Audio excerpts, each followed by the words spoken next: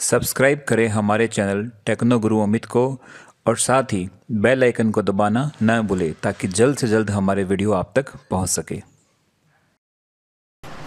नमस्कार दोस्तों, मैं आइए अमित फिर से स्वागत करता हूं आपका टेक्नो गुरु अमित चैनल में। इससे पिछली क्लास में हमने किया था इंस्ट्रक्शन के बारे में और मैंने आपको ये भी कहा था कि इसके जस्ट बाद हम करेंगे प्रोसेसर के बारे में। तो आई थिंक आप लोगों ने इंस्ट्रक्शन सेट वाला फॉर्मेट्स वाला जो वीडियो है मेरा, इसे जस्ट पिछले वाला, वो आपने अच्छी तरह देख लिया होगा और आप समझ चुके होंगे कि इंस्ट्रक्शन क्या होता है। तो अब इंस्ट्रक्शन से मिलकर मिलते हैं प्रोसेसर, और प्रोसेसर में क्या क्या इंस्ट्रक्शन सेट होते हैं, किस प्रकार के RISC CIC क्या होते हैं, वो सब हम करेंगे इस वीडियो के अंदर। तो बिना वक्त गए चलिए स्टार्ट करते हैं। प्रोसेसर ऑफ कंप्यूटर, जिसका दूसरा नाम हो सकता है माइक्रो प्रोसेसर। तो देखिए प्रोसेसर ऑफ कंप्यूटर में क्या है। प्रोसेसर एक्चुअल में खुद क्या है? Processor is the logic circuit. आपको पता है कि लॉजिक गेट्स जैसे यूज होता है कंप्यूटर ऑर्गेनाइजेशन में, आपने देखा होगा। तो वैसे लॉजिक गेट्स मतलब जैसे किसी चीज़ का दूसरे से तुलना करना, या फिर जैसे प्लस का साइन, माइनस का साइन, ये जो अर्थमेटिक ऑपरेशंस होते हैं, सबको एक लॉजिक गेट के अंदर यानी लॉजिक सर्किट के रूप में बनाया जाता है। और वो कहाँ बनता है? सिलिकॉन चिप पर, जो इसीलिए इसको सिलिकॉन चिप के IC जिसे बोलते हैं, वहाँ पर इन सबको बनाया जाता है। तो ये होता है वो प्रोसेसर, जो क्या होगा? एक लॉजिक सर्किट होगा that responds to and processor the basic instruction that drive a computer, जो कि किसको रेस्पॉन्ड करेगा? उन बेसिक कंप्यूटर्स को जो कि उसके कंप्यूटर के मेमोरी के अंदर जो इंस्ट्रक्शन है वो सेव है, उनको रेस्पॉन्ड करेगा। तो the 4 primary functions of a processor are fetch. तो मैंने आपको पिछली वीडियो में बताया था आपको कि इंस्ट्रक्शन जो साइकिल होता है उसके 4 होते हैं। F for fetch, 4 step. First step fetch, दूसरा डिकोड, तीसरा एग्जीक्यूट, और S फॉर होता है स्टोर, FDES। यहाँ पर इसको राइट बैक लिखा हुआ है, इसलिए लिखा हुआ है ताकि आपको इसका दूसरा नाम भी पता लग जाए। तो बेसिकली 4 स्टेप्स कौन है इंस्ट्रक्शन साइकिल के? FDES। तो ये सारा काम चारों स्टेप करता कौन है पूरा? ये चारों स्टेप कौन पूरा करता है? प्रोसेसर। अब प्रोसेसर के बेसिक एलिमेंट्स क्या होते हैं? उसमें एक तो होता है ALU, जो क्या करेगा? अर्थमेटिक काम करेगा, जैसे प्लस माइनस मल्टीप्लिकेशन डिवीजन, ये सारे काम करेगा। उसके साथ साथ देखो कुछ प्रोसेसर में बढ़िया एक जो अच्छे प्रोसेसर होते हैं उनमें लिखा होता है FPU, फ्लोटिंग पॉइंट यूनिट। ये क्या करेगा? Manipulates number more quickly than the basic micro processor.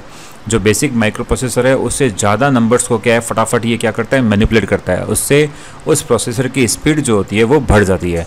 तो ये बेसिकली एक ऑप्शनल है। बाकी नॉर्मल ALU CU तो हर जगह पे होते ही हैं। उसके अलावा FPU भी होता है। एक कंट्रोल यूनिट आपको पता है, जो मैं आपको बता चुका हूँ। वॉन न्यूमैन आर्किटेक्चर के अंदर भी हमने देखा था कि CPU के अंदर एक ALU होता है और एक CU होता है। उसके अलावा मैं आपको रजिस्टर्स करवा चुका हूँ, तो एक रजिस्टर्स भी इसके अंदर होते हैं जहाँ पर ये यूज़ करता है, डेटा को स्टोर करने का काम करता है।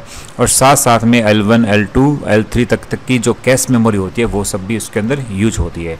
तो बेसिकली ये सारे पार्ट्स होते हैं प्रोसेसर के।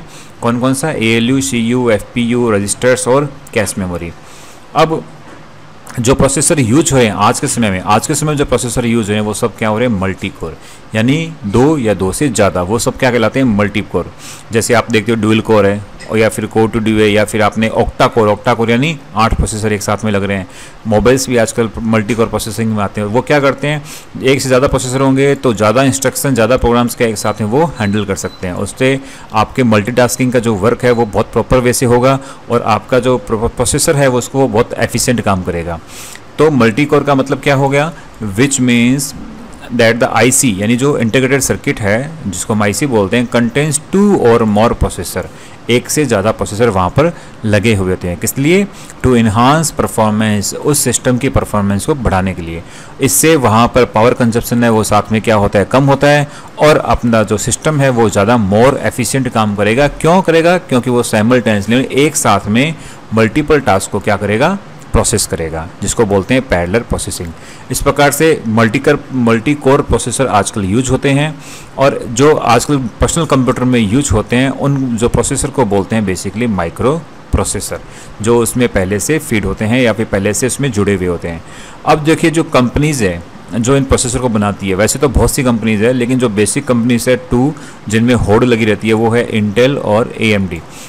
इंटेल और AMD के जो प्रोसेसर है वो सबसे ज़्यादा बिकने वाले प्रोसेसर्स होते हैं, और इनमें से भी कुछ प्रोसेसर मैं आपको बता रहा हूँ, हो सकता है एग्जाम इनको पूछ ले। जैसे AMD का Ryzen 5 1600 है, AMD का Ryzen 7 है 1800, एक इंटेल का कोर i5 है, अपने मार्केट में कहते हैं आपके पास कौन सा है, कोर i5 है, कोर i7 है, कोर i3 है, तो सबसे नीचे हो जाएगा बाई डिफ़ॉल्ट i3, उसके बाद में हो जाएगा i5, उसके बाद में आ जाएगा i7 और अभी i9 भी मार्केट में आने वाला है, उस पर अभी लगभग काम पूरा हो चुका है, तो बहुत जल्दी मार्केट में आपको i9 भी मिलेगा। तो ये बेसिकली हैं कुछ पावरफुल प्रोसेसर। अब आता है बेसिक अपने जो चीज़ अपने एग्ज़ाम के लेवल के हिसाब से कि कंप्यूटर को किस हिसाब से इंस्ट्रक्शन सेट के बेस पे हम उसको बांटते हैं। इंस्ट्रक्शन सेट मतलब किस में इंस्ट्रक्शन ज़्यादा है, किस में कम है। तो पहले पढ़ते हैं रिड्यूस, फिर पढ़ते हैं CISC। देखो CISC का हो गया कॉम्प्लेक्स इंस्ट्रक्शन, RISC का हो गया रिड्यूस्ड इंस्ट्रक्शन सेट। सबसे पहले रिड्यूस में पढ़ते हैं। It has simple single cycle instruction. देखो सिंपल तो मतलब इसमें जितने भी इंस्ट्रक्शंस होंगे वो एकदम सिंपल होंगे। जैसे कि आपको ऐसा कोई इंस्ट्रक्शन जिसमें 5-7 काम एक साथ हो रहे हैं तो वो तो हो गया कॉम्प्लेक्स इंस्ट्रक्शन, लेकिन हर काम एक एक करके एक के बाद एक सीक्वेंस में होगा, वो क्या हो गया सिंपल इंस्ट्रक्शन। तो इस प्रकार के इंस्ट्रक्शन जिसमें होते हैं वो होता है RISC, which perform only basic instruction, जो बेसिक इंस्ट्रक्शन ही करते हैं।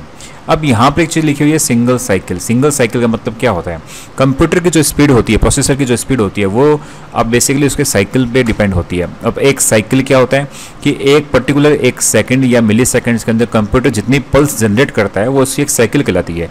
तो RISC क्या करती है, जैसे फॉर एग्जाम्पल मैं ऊपर देखिए जहाँ पे मेरा एरो है यहाँ पे देखिए, मैं यहाँ पे कुछ डायग्राम बना रहा हूँ। फॉर एग्जांपल ये कंप्यूटर की एक साइकिल है, साइकिल मतलब उसकी क्लॉक साइकिल। तो इसमें मैंने कितनी बनाई, 1 2 3 4 5 6। तो RISC जो होता है वो क्या करता है कि किसी इंस्ट्रक्शन को इसके एक के अंदर ही पूरा कर देगा। मतलब क्या लेगा, एक इंस्ट्रक्शन को पूरा करने के लिए एक क्लॉक साइकिल, मैं इसको लिखता हूँ CL। तो 2 के लिए 2, 3 के लिए 3 और 6 के लिए 6 क्लॉक साइकिल यूज करेगा RISC।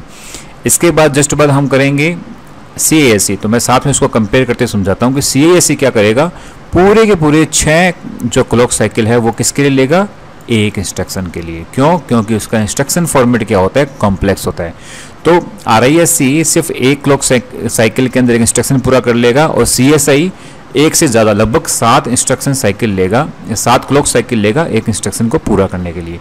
आगे इसको जब CISC में करेंगे तो और अच्छे से समझ में आ जाएगा ये। तो इंस्ट्रक्शन साइकिल के अंदर जो सिंगल साइकिल होता है वो क्या होता है, क्लॉक साइकिल। अब बात करते हैं RISC आर्किटेक्चर, जो does not have hardware advance function, जिसके अंदर एडवांस फंक्शन नहीं होते हैं। RISC हैज़ फीवर इंस्ट्रक्शन, इसकी जो इंस्ट्रक्शन की जो संख्या होती है वो कम होती है। जैसे कि अगर CISC में 200 से 250 होते हैं तो इसके अंदर 135-140 के आसपास ही इंस्ट्रक्शन होते हैं। And require fewer transistor. देखिए जो सारा सिस्टम होता है वो ट्रांजिस्टर पे डिपेंड करता है, क्योंकि ट्रांजिस्टर जो है वो 0 और 1 पर काम करते हैं। तो ट्रांजिस्टर जितने ज़्यादा होंगे वो उतना ही ज़्यादा हीट प्रोड्यूस करेगा। तो RISC के अंदर क्या होता है, ट्रांजिस्टर की संख्या कम होती है, इसलिए क्या ये हीट भी कम प्रोड्यूस करता है और साथ ही अपना जो प्रोसेसर की कॉस्टिंग होती है वो भी ऑटोमेटिकली क्या हो जाती है, कम हो जाती है। और इसमें जो क्वेश्चन पूछा जाता है कि RISC के अंदर इंस्ट्रक्शन साइज क्या होता है, तो इसमें इंस्ट्रक्शन साइज क्या होता है, फिक्स्ड, जैसे 32 बिट का। तो आपका इंस्ट्रक्शन साइज क्या होगा, फिर 32 बिट का ही कोई इंस्ट्रक्शन होगा, ना तो उससे बड़ा ना छोटा।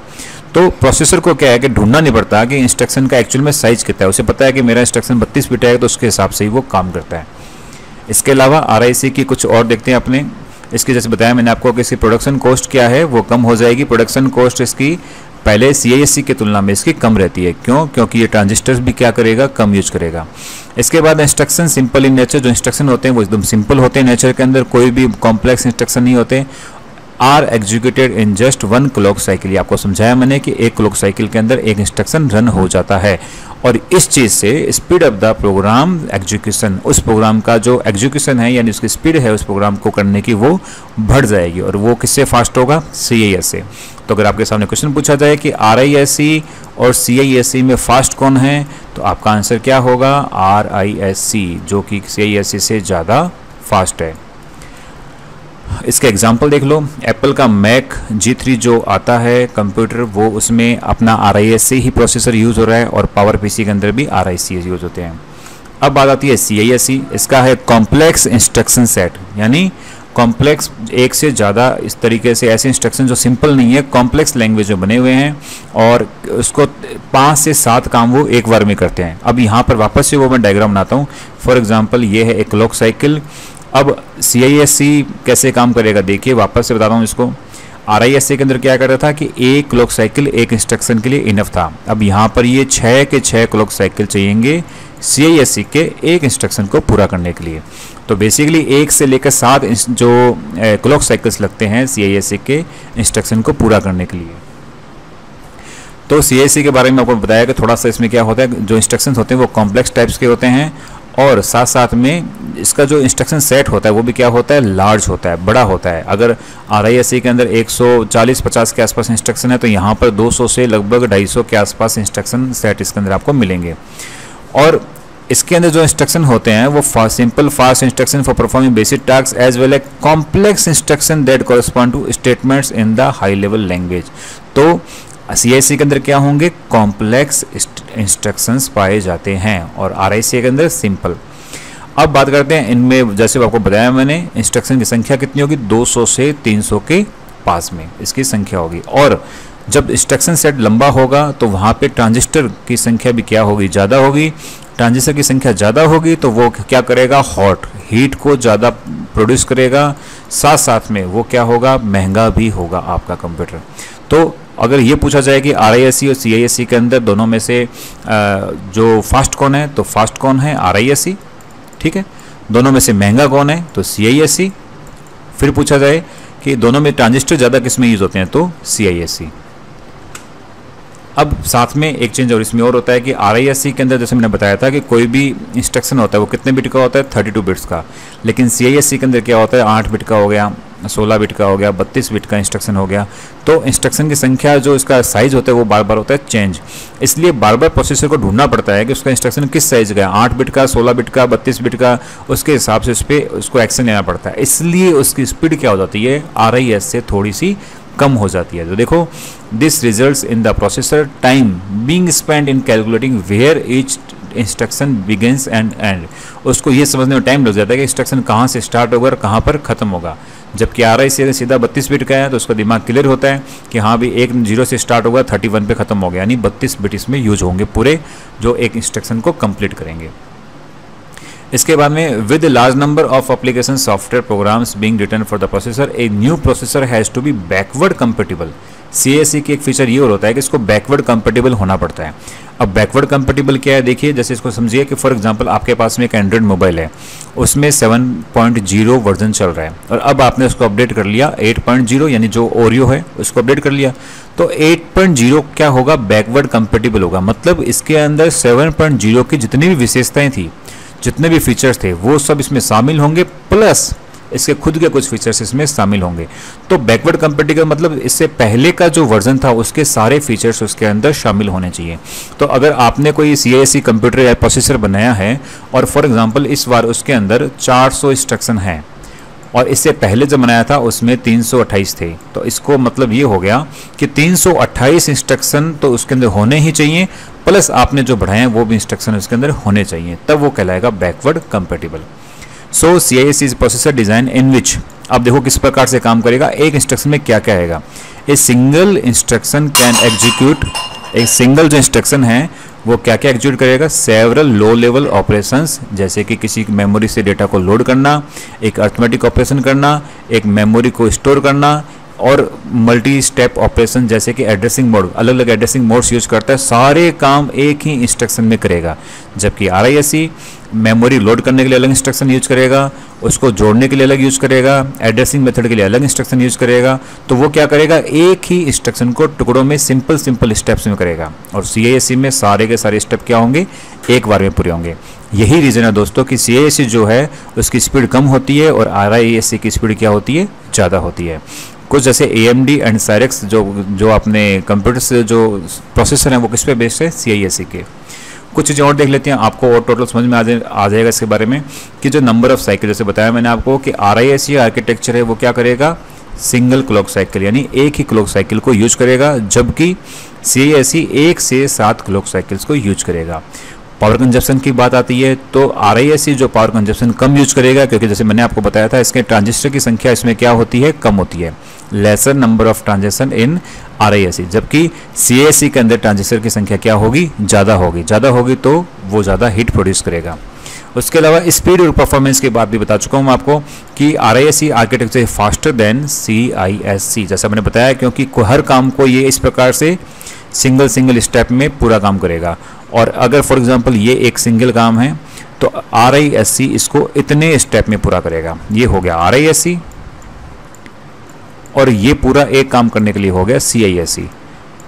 तो इस पूरे काम को जब तक उसको रिजल्ट नहीं देगा, जब तक वो पूरा काम कंप्लीट नहीं होगा, और ISC उसको टुकड़ों टुकड़ों में करते हुए उसका रिजल्ट देता रहेगा और लास्ट में रिजल्ट फाइनल निकल भी जाएगा।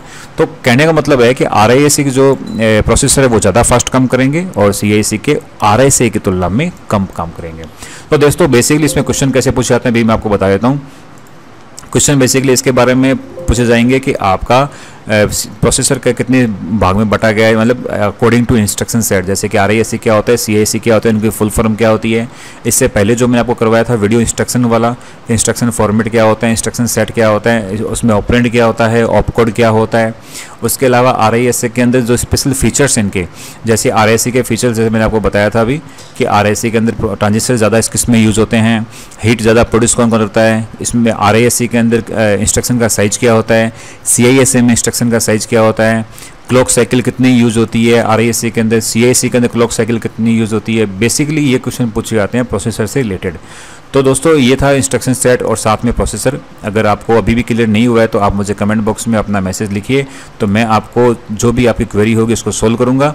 और इस स्लाइड को, जो PPT स्लाइड है, ये मैं आपको शेयर कर रहा हूँ इस वीडियो के डिस्क्रिप्शन में। तो अगर आपको भी लगता है कि इसके अलावा इसमें आपको कुछ और चीज़ जोड़नी चाहिए तो आप इसके अंदर जोड़ के आप अपने यूज़ में ले सकते हैं। ठीक है दोस्तों, तो मैं आपको इस बार तो मैं विदा करता हूं आपसे, और नेक्स्ट वीडियो में हम मिलेंगे नए टॉपिक के साथ, क्योंकि जो सीरीज चल रही है IA की उसके अंदर जो अगला टॉपिक है वो मैं आपको क्लियर कराऊंगा। और अगर अभी भी आपने मेरा चैनल सब्सक्राइब नहीं किया है तो प्लीज़ चैनल को सब्सक्राइब करिए, लाइक करिए, शेयर करिए। धन्यवाद।